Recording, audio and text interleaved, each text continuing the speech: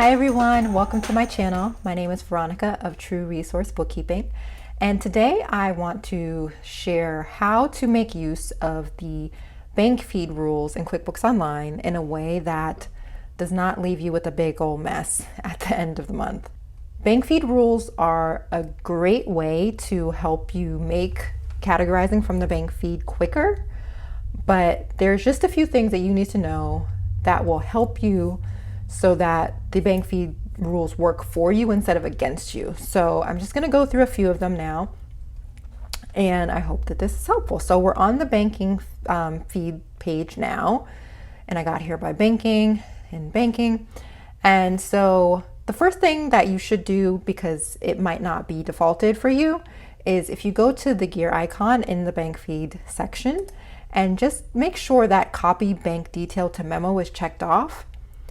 And that'll just help get that actual detailed information from the bank to show in the memo section, which will make more sense as we go along. So if you open up any transaction, and you can make a rule by clicking this create a rule link here. So if you open that, the first thing you want to do is give the rule a name. And usually it's fine to just make it the name of the vendor, like who you're paying or where the money's coming from. And a few things will default just as they are, and they're fine to keep. So money out is one of them. So if it's an expense, it's going to just default to money out. We're in the checking account, it's going to default to there. So you don't usually have to change that. And then for the description, I would change this to actually to choose bank text. And what this is going to do is it's going to look at that detailed description rather than like the shorthand description that QuickBooks decided to kind of put.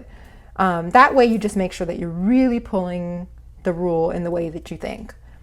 And so it might be fine like it is now. So right now it just says a rental, which is fine. But sometimes you'll find that some transactions come through and they have more information after the name of the vendor. So it might be like a reference number, the date, address, all this stuff.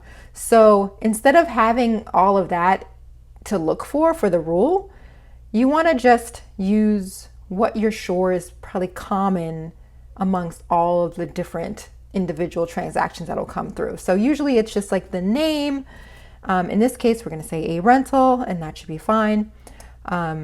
You can test whether it's going to pull through anything or not. And you just click this test rule and it says, this will apply to two transactions you haven't looked at yet. And in this case, we see that there are two there. So that kind of way to kind of double check that you're using the right rule.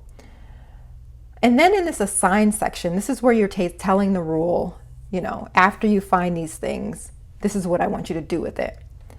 Again, it's going to most likely default to the type that you chose. So we chose an expense, so it's going to usually default, but you can change it if you need to. And then we're going to give it whatever the category is or the account, because we don't want anything to be uncategorized. That's another topic for another day, but definitely nothing to be uncategorized.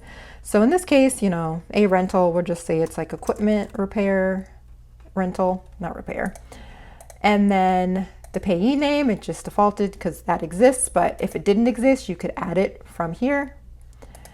And same for the category, you could add from here if you needed to. And then depending on your subscription level, you may have customer and tags, and if so, use them. But I'm just going to skip them for now because I know not everyone uses those. And then this replace bank memo. So usually what I do is I delete this because we don't want the bank memo to just be overwritten, because like I said, that bank memo that comes through, it has some details that are specific to that transaction. So if we put a bank memo in the rule, it's going to just right on top of that. So I just get rid of it. And that way the rule applies, but the bank memo gets to say unique to that transaction. And then you want to make sure that this auto add is switched off. And off is this gray. So switched on is green, off is gray. We want to make sure that that is switched off. Now, I know it's very, very tempting to just automatically add, I mean, automation, it's super fast, it's super quick, then I don't even have to look at it. That might be what you're thinking. And it sounds good until it doesn't work.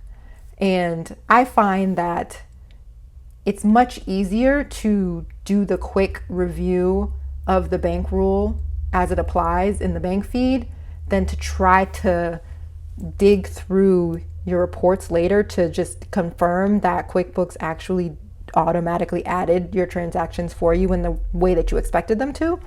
So in the end, I think right now for where things are with these automatic add rules, you're much better off and you'll spend less time if you just don't apply it, don't mark it to be added automatically. So now we've done the bank rule, and click save, and I'll show you now. These two should pull up. So here's the two for a rental, and now they're coming with the rule. So if you open it, you can see that now it's applied a rental.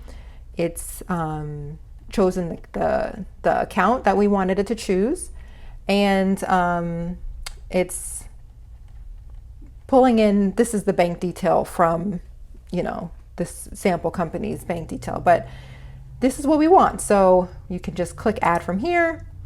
You can also, take a peek as long as you confirm that, there is a name of the payee and that looks normal and the description looks normal and that this category looks like what you expect and the rule's there. You can also click add from here. So after you add the rule, you can see your list of rules here, and it's helpful to, if you need to make an edit, so say you made the rule but you need to change it, you can click edit and it'll bring up that same page. You can also disable, which means the rule still stays in this list but it won't apply, or you can delete it totally. But it stays here, and it's helpful to sometimes review your rules periodically just to make sure, once every few months that you still need these rules, they still make sense. It's helpful to kind of clean up so that you're not ending the year with kind of a mess. So I hope this was helpful. Let me know if you have any questions. Let me know if you tried this and your rules are now just super, super helpful and you're breezing through your categorization. And let me know what else you might want to see. And I am happy to help. And thanks.